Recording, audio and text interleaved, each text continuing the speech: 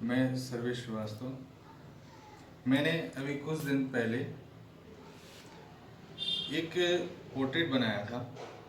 उस पोर्ट्रेट को मैंने सांचा लिया और पोर्ट्रेट एक व्यक्तिगत थी, मतलब किसी व्यक्ति की थी जो मेरे को काम करने का मौका मिला। मैंने उसको तैयार किया।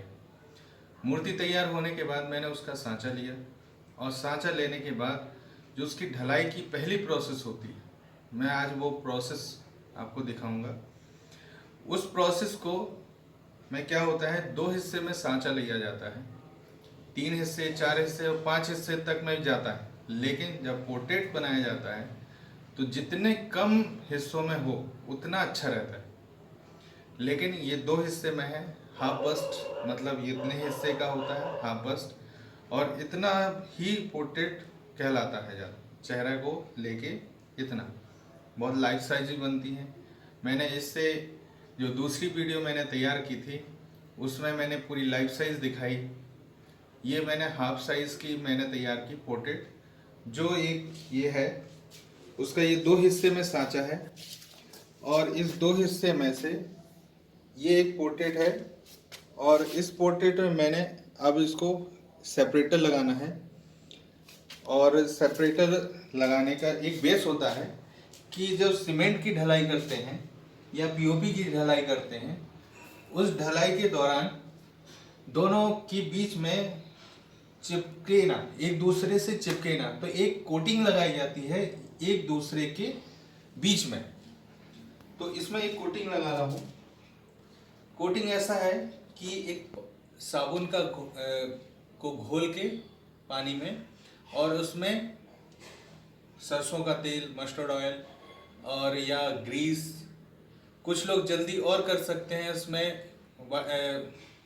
मिट्टी का घोल भी लगा सकते हैं, ग्रीस लगा लिया और मोबिल लगा लिया। लेकिन मैं सिंपल एक काम करता हूँ कि पानी में लाइफबॉय साबुन घोल के और सरसों का तेल को घोल लिया और उसको एक खौला लिया। खौलाने के बाद ठंडा कर लिया। ठंडे के बाद फिर इसको लगाया जाता है। लगाने का तरीका सिंपल है। एक ब्रश लेके ऐसे लगाया जाता है, पूरा बेस में लगना चाहिए।